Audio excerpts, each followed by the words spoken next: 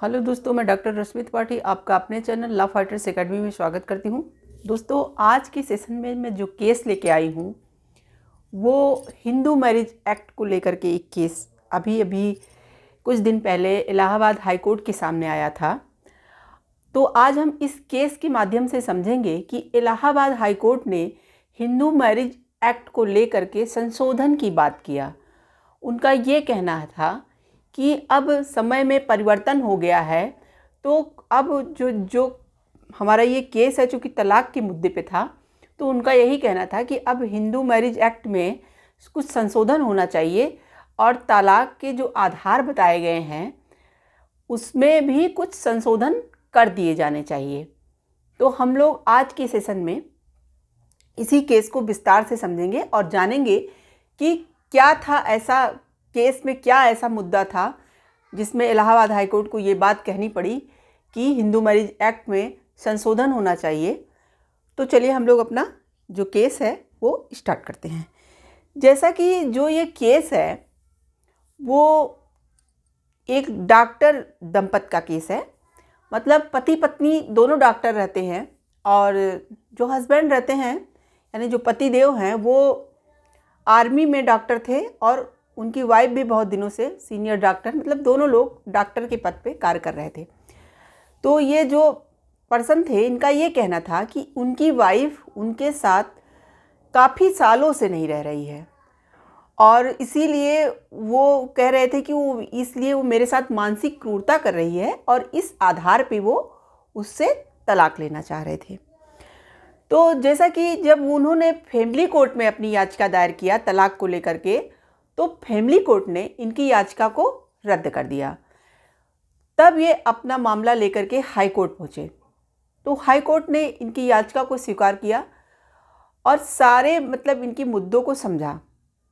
तो इनका यही कहना था कि इनकी वाइफ जो है वो 6 से इनके साथ 6-7 सालों से इनके साथ बिल्कुल रह ही नहीं रही, मतलब रहती ही नहीं है, इनको छोड़ के जा चुकी है। तो इनका ये कहना था कि ये एक तरह की मानसिक क्रूरता हुई और इस आधार पे मुझे अब अपनी पत्नी से तलाक चाहिए। तो जैसा कि इलाहाबाद हाई कोर्ट का चूँकि ये केस था, तो इलाहाबाद हाई कोर्ट ने इनकी पत्नी को भी बुलाया, लेकिन इनकी पत्नी कोर्ट में आई ही नहीं। तो इलाहाबाद हाई कोर्ट ने जब सारे मुद्दों को अच्छी तरह से समझा तो उन्होंने अपने जजमेंट में कहा कि ये इस तरह की जो शादियां होती हैं उसे इलाहाबाद हाई कोर्ट ने सुप्रीम कोर्ट के एक इसी तरह की शादी, मतलब इसी तरह का एक केस आया था शादी टूटने का ही, तो उस केस का हवाला देते हुए कहा, उस केस का नाम था नवीन कोहली वर्सेस नीतू कोहली, जो कि सुप्रीम कोर्ट का 2006 का लैंडमार्क जजमेंट था। तो उस केस में भी दोनों पति पत्नी के साथ इसी तरह के कुछ रिश्ते थे कि यानी कि एक दूसरे को दोनों लोग देखना तक नहीं पसंद करते थे और एक दूसरे के साथ बहुत सालों से रह ही नहीं रहे थे। तो सुप्रीम कोर्ट के इसी केस का हवाला देते हुए हाई कोर्ट ने कहा कि इस तरह का एक जो केस ये नीलू कोहली वाला आया था सुप्रीम कोर्ट के सामने, तो सुप्रीम कोर्ट ने उसके लिए जो है केंद्र सरकार से मतलब यह बात कही थी कि अब आप हिंदू मैरिज एक्ट में संशोधन कर दीजिए और जो तलाक के आधार बताए गए हैं उनमें एक आधार ये भी डालिए। उस आधार का उन्होंने बताया कि इसको कहेंगे अपूर्णित, मतलब शादी टूटने वाला कोई रिश्ता हो, यानी कि इसको इस तरह से हम समझेंगे, ये किस तरह का आधार बताया उन्होंने, अपूर्णित शादी टूटना, यानी कि ऐसी कोई शादी जहाँ पे जब दो पर्सन एक दूसरे के साथ कई सालों से ना रह रहे हों और एक दूसरे को देखना भी ना पसंद करें, इवन उनकी शादी को किसी भी तरीके से बचाया नहीं जा सकता और उसके साथ ही साथ वो एक दूसरे को देखेंगे तो वो एक दूसरे को ऐसा प्रतिक्रिया कर सकते हैं कि अब वो एक दूसरे को मार ही डालें, यानी कि एक दूसरे की शक्ल सूरत देखने से भी वो नफरत करें। तो यहाँ पे शादी को बचाने का कोई मतलब ही नहीं बनता, वो एक दूसरे के साथ बिल्कुल रहना ही नहीं पसंद करते और कई वर्षों से अलग रह रहे हैं। तो इस केस में जो सुप्रीम कोर्ट का नवीन कोहली वर्सेस नीलू कोहली का केस था 2006 का, कुछ थोड़ा बहुत ऐसा ही, मतलब ये केस ऐसा ही था, तो इसी से मिलता जुलता थोड़ा बहुत ये केस भी था। इसीलिए इलाहाबाद हाईकोर्ट ने कहा कि सुप्रीम कोर्ट ने अपने उस जजमेंट में ये जो आधार बताया था अपूर्ण टूटने वाली शादियों का, उस आधार को अभी तक जो है ये हमारे हिंदू मैरिज एक्ट में संशोधन नहीं किया गया, जो कि इस केस को आए 18 साल हो गए, तब भी जो है अभी तक कोई संशोधन इसमें नहीं हुआ। तो फिर इलाहाबाद हाईकोर्ट का कहना था, कोर्ट ने कहा कि अपूर्ण टूटने को भी, अपूर्ण शादियाँ जो टूट रही हैं, इसका एक ये भी आधार, जो आधार अभी तक जितने बने हैं तलाक के, उसमें एक आधार संशोधन करके ये भी डाल देना चाहिए कि इस तरह की जो शादियां हो जो अब बिल्कुल मतलब एक साथ रहने लायक पति पत्नी है ही नहीं, अब उनकी शादी को बिल्कुल बचाया ही नहीं जा सकता, तो वहाँ पे ये आधार भी डाल देना चाहिए।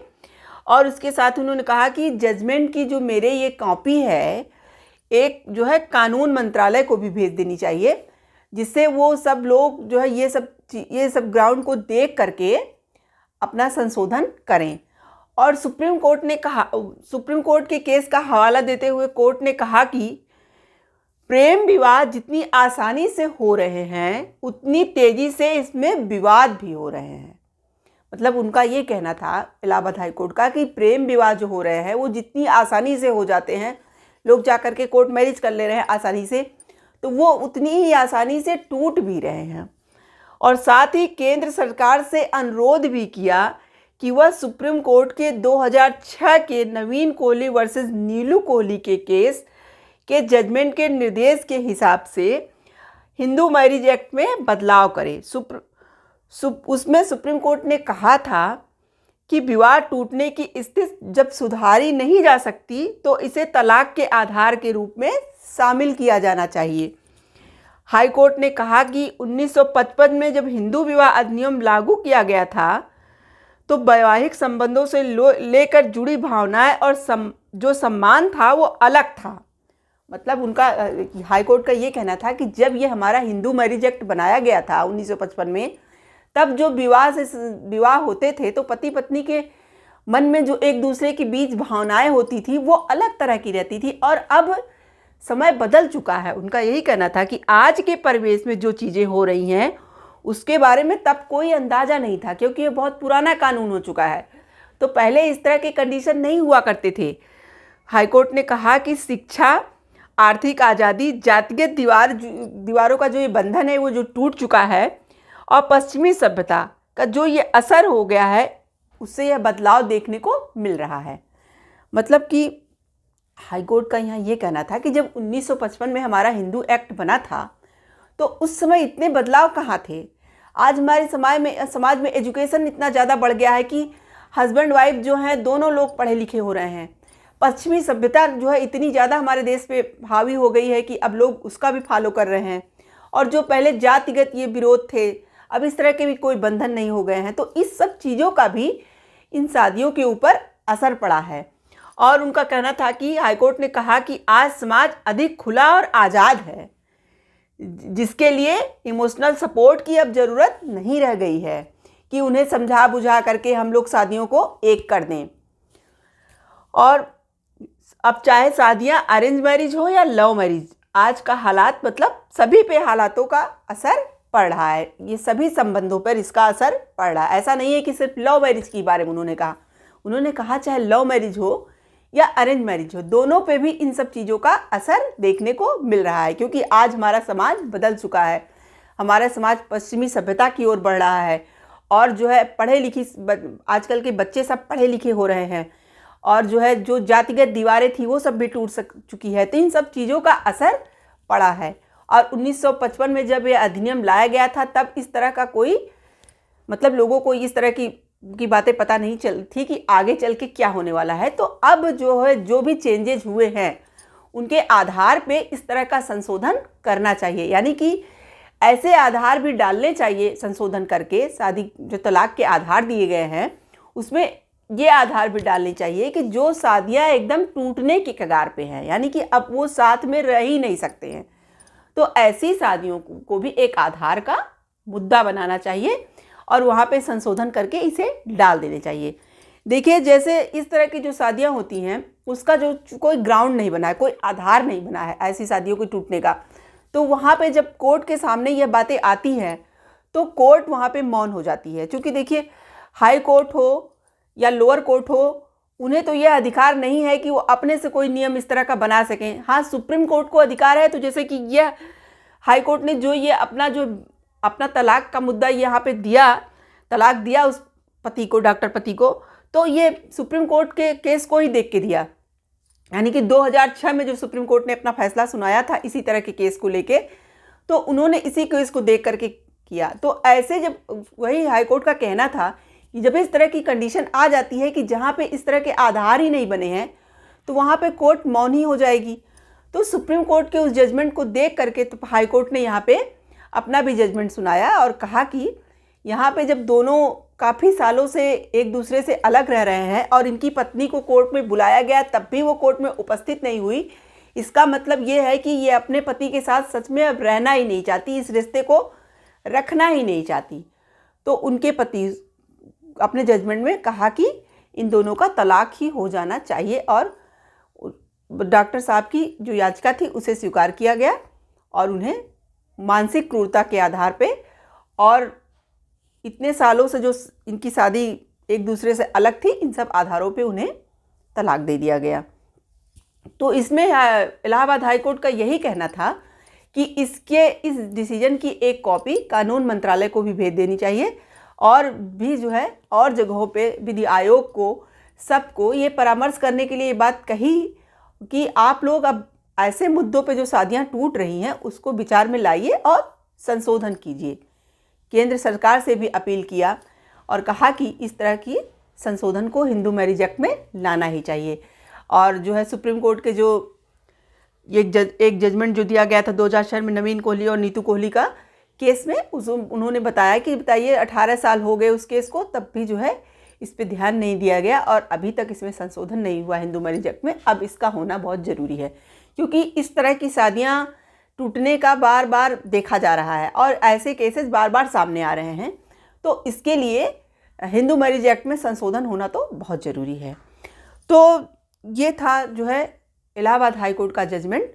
तो जैसा कि हम लोग जानते ही हैं कि हमारा समाज आज बहुत पढ़ा लिखा हो चुका है, तो जो शादियाँ होती हैं तो ज़रूरी नहीं है कि हर कोई अपने रिश्ते को लेके बहुत आगे ही जा रहा है। अब पहले के समय में क्या होता था कि जो शादियाँ थी वो जल्दी टूटती नहीं थी क्योंकि लोग शादियों को 7 जन्मों का बंधन माना करते थे। लेकिन आज के समय में सब कुछ बदल गया है। अब समाज जिस तरह से आगे बढ़ रहा है, पश्चिमी सभ्यता की तरफ जा रहा है, एजुकेशन बहुत ज़्यादा बढ़ता चला जा रहा है और लोगों में जो है अब किसी भी तरह की दीवार नहीं रह गई। चाहे जो है जिस तरह की पहले क्या होता था कि जो है ये शादियाँ जल्दी दूसरे कास्टों में नहीं हुआ करती थी, अब तो मतलब कुछ भी हो सकता है।